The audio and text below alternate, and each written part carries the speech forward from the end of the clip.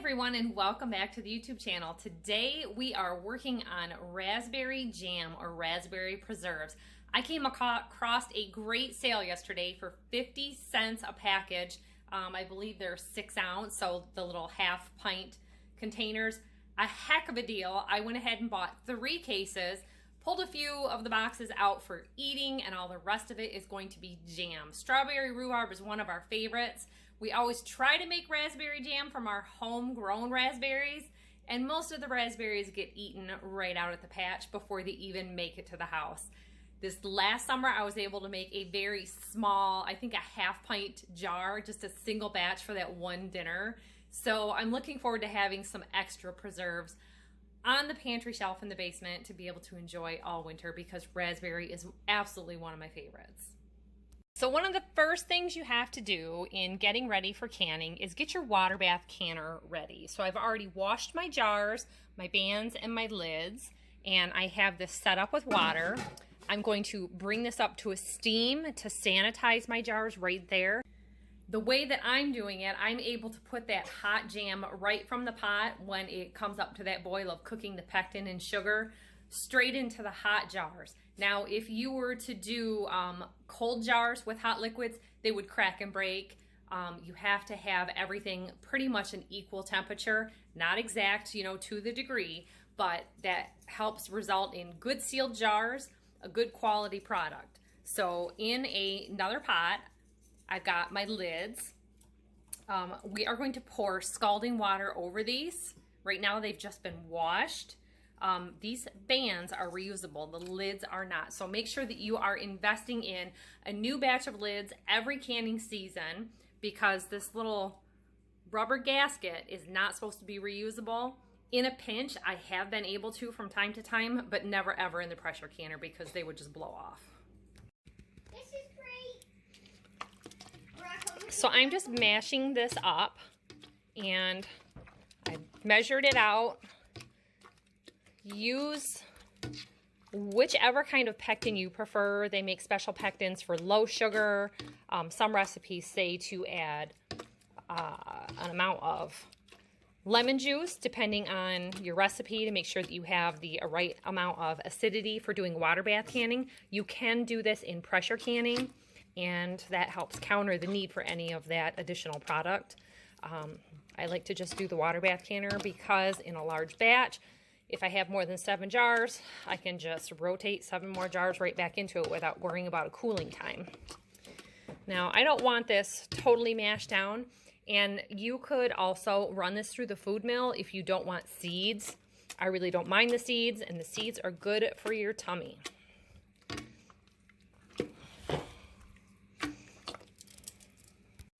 So I'm using the Ball Classic Fruit Pectin, and for raspberries, it says to do 1.5 cups of fruit to 1 cup of sugar. That is nuts. We're kind of health conscious here about our salt and sugar intake, and I'm substituting with honey. When you're using honey, you're wanting to substitute by about half of if you were using regular sugar. So normally I would do 1/2 cup of honey versus their 1 cup of sugar. I don't want it that sweet, and I don't want the honey to overwhelm the flavor of the raspberry either. This is all mostly clover honey from summertime.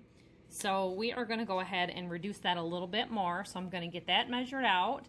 And for our instructions, it just says to combine the fruit in the saucepan. We're going to add the pectin. And I got to do some math there. We're going to bring it up to a boil. And then we'll gradually start adding our honey. So if you're like me, I save all my honey. This is honey from 3 years ago, and it started to crystallize. It's totally fine, totally normal honey. I can spoon this right out of here with a spatula. This is the honey from the cappings when you cut open the top of a frame and start to spin it out. So it is thinner honey, and it's only started to solidify on the bottom.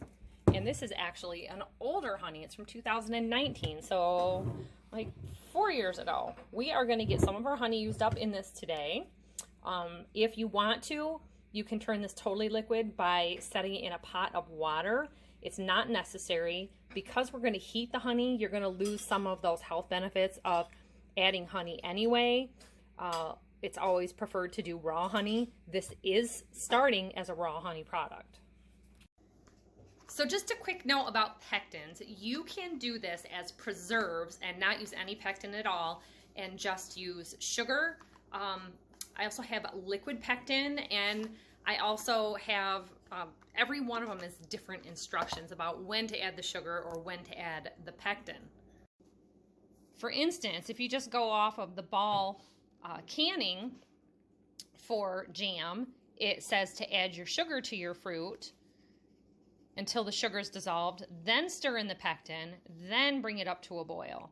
So I am assuming that the main thing is that everything gets stirred in and dissolved. I have done this just from this method. I've done it from this method, and I've never really had a problem with any of my jams setting. The only trouble I've ever had is with grape jelly not setting, and I think it was more of a measurement issue and maybe not enough pectin.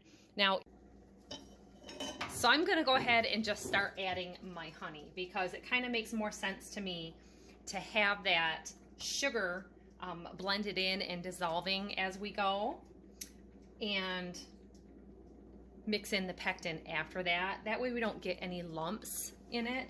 You want to whisk it really well as you are working on this also.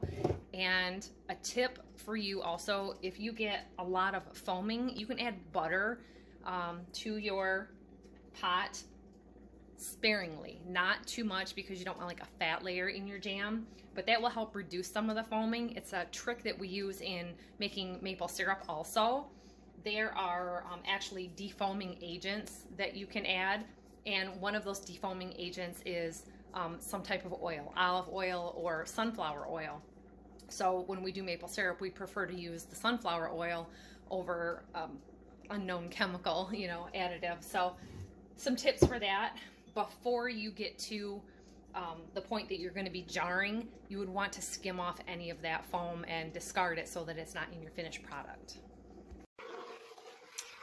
So my honey is getting mixed in, and you can see I'm just starting to get that slight bit of foam. This is the time and the judgment for sweetness. So if you feel it's too acidic, go ahead and add a little more sweetener to it, whatever you prefer.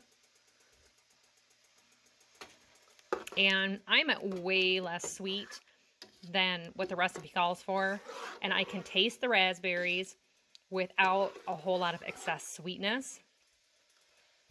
That's what I'm after. I'll put the recipe down below. Now for me, I tend to break the rules when it comes to making my jam and jelly as far as batch size because of doing it in the pint jars.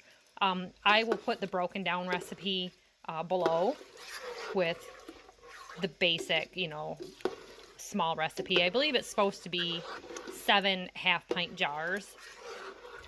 So I'll give you that in the details. This is looking pretty good. So you can see those jars are steaming. They're nice and hot in there. By doing this method, it's also preheating your canner water, like I said, so that you're putting hot filled jars into a hot pot. The honey is all fully incorporated into our pot now. It is time to turn this up. I didn't want it very, very hot. It did not need to be like at a rolling boil to dissolve the sugar.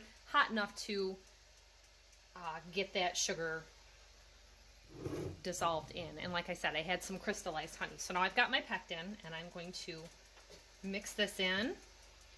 Go ahead and, like I said, use whichever brand you want. A tip I have found in the past, Menards is a lot cheaper in canning products than some of the other places. Now, like I found my local Tractor Supply, things were marked up pretty high there. They're not carrying as many ball products. They're carrying a lot of off-brands.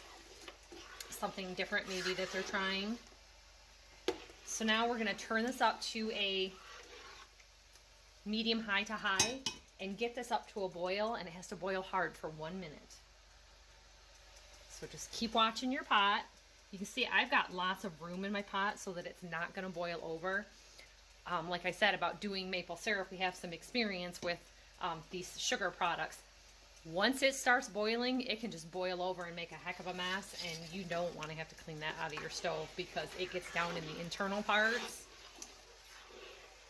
to an extreme degree. I've had it happen with the maple syrup. Stay with your pot, stay with your canning, keep an eye on it. Do keep in mind when you buy some of these products, especially at like Tractor Supply, early in the season, that they might be pulling stuff from the back warehouse area that could be close to expiration or already outdated. This is good until 2025, and I believe I bought this last year. I may have bought it this summer thinking of strawberry rhubarb jam. We are going to still be doing some strawberry rhubarb jam hopefully this week. Strawberries were on sale, and I was able to get several quarts of that and get them processed to the freezer. But it was 38 degrees one day last week, and I'm going to lose that rhubarb pretty quick if I don't get out there. I do have some in my pantry that I've canned. We just have way more rhubarb than we need, and jam is great for that. I'm going to be doing a homemade yogurt recipe, so if you're not already subscribed, subscribe and hit that notification bell, because then you can see when the next video is coming out. You'll get a little alert to your computer, your phone via YouTube, letting you know that we have a new video being posted, and you can join us with that. I always read the comments. I always try to comment back in some way, and if I'm not, someone in the family is commenting back for me. It's just a nice little thing. But this jam and jelly, I like to do the jam because we used to buy yogurt with fruit on the bottom, and it got really hard to buy that yogurt with fruit on the bottom, and we started buying Yoplait cups, and the amount of sugar that was in that yogurt at the time, I was much younger, I didn't know what I was doing. My kids were getting fat. 26 grams of sugar in one of those little containers, and they would eat 3 or 4 of them a day. Now, they weren't real big milk drinkers, so I was pushing the yogurt, but I didn't realize I was pushing sugar like crazy. We started reading labels more and start cutting out more and more products for our own health, and now we use our own jam and jelly in our homemade yogurt. We have a milk cow, so you know the yogurt just kind of comes naturally as one of those things to help use up some of the excess milk. It's worked out really good for us, and the strawberry rhubarb and the raspberry fruit on the bottom, absolute favorite in this house.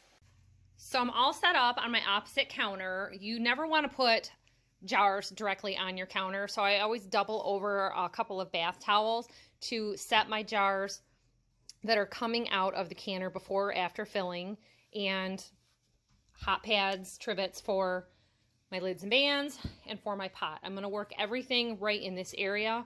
I've got my jar lifter. This jar lifter is the best jar lifter I have ever found, and it's made by Ball, and I think they call it a safety lifter. It actually grabs better, and it has this indentation right here so that it grabs that lid, the bottom of the collar, a lot better than the ones that are just rubber coated. I've had 3 of the rubber coated ones over the last probably 8 years, and this is only my second magnetic lifter for picking up your lids with this little magnetic on the end, and the only reason I lost my other is that my magnet fell out.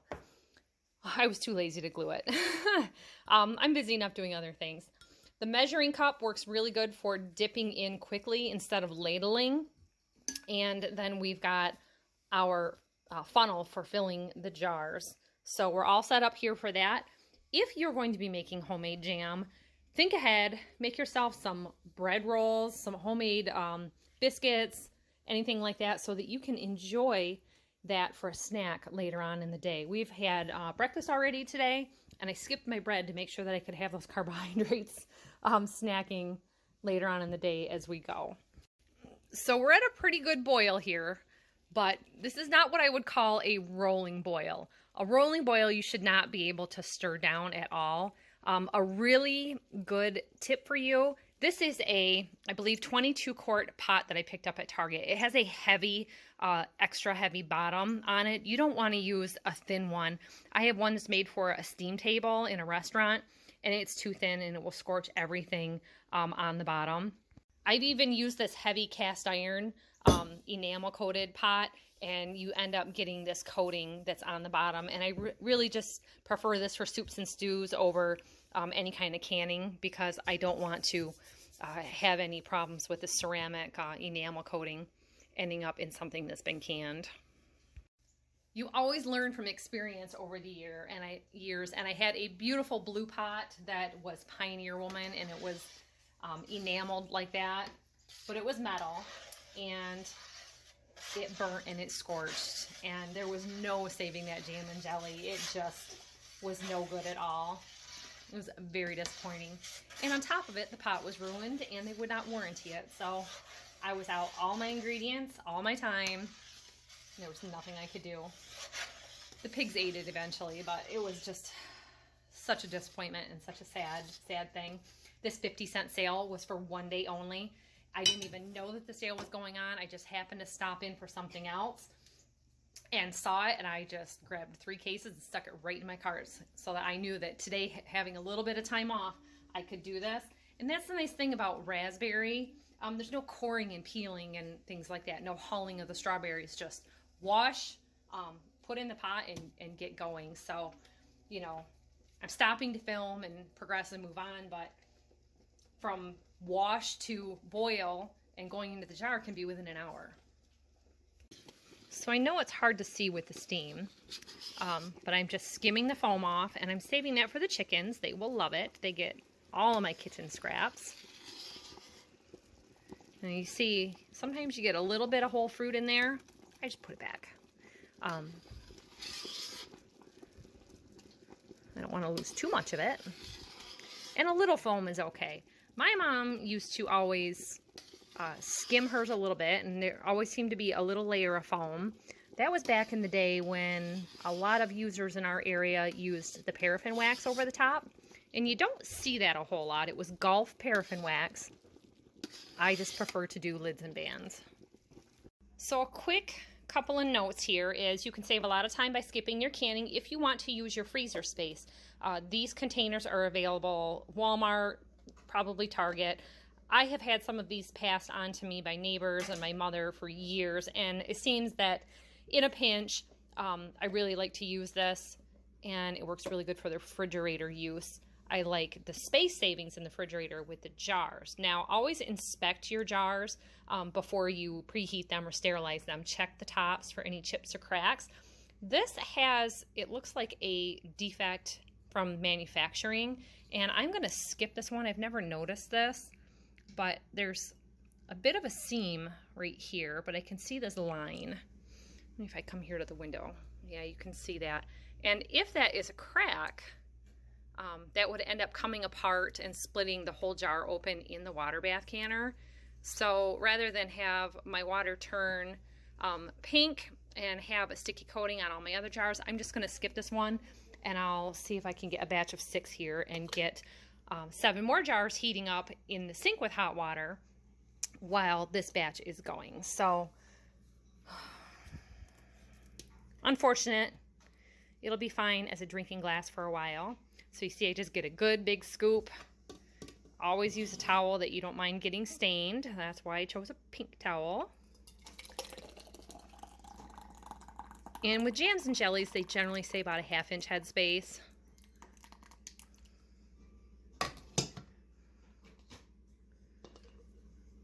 I always just figure anywhere in this band area here is satisfactory because of expansion, heating up. It's going to be boiling inside of there while it's in the water bath canner.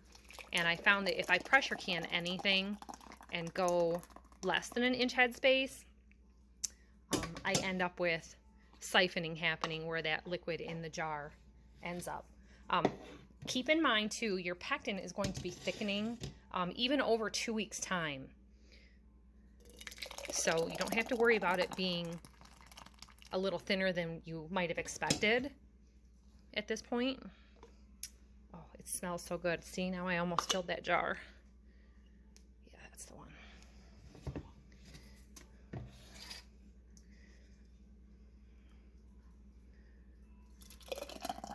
Now, after I get all of these filled, look at how beautiful that looks. And the only benefit to taking those seeds out is what's appealing to your eye cosmetically. And like I said, fruits, nuts, berries, they have seeds in them for us and for the birds.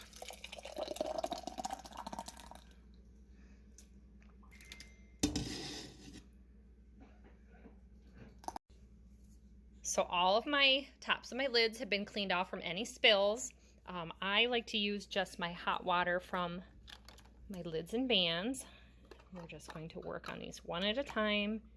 Get that lid on there, pull out a band, screw that on. I'll get them on finger tight after I've got 2 hands available. And that hot water bath is going behind me with hot water. Okay, so we're just making sure that these are clean on the outside. We're putting these in the canner. And make sure you are using your wire rack in your canner to keep your jars off the bottom.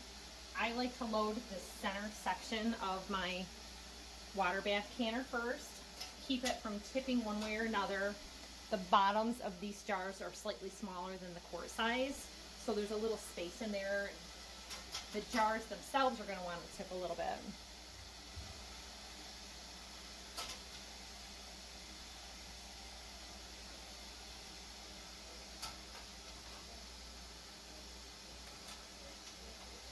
Okay, I'm just going to take this by the handles and lower it down. And that water needs to be covering these jars at least an inch.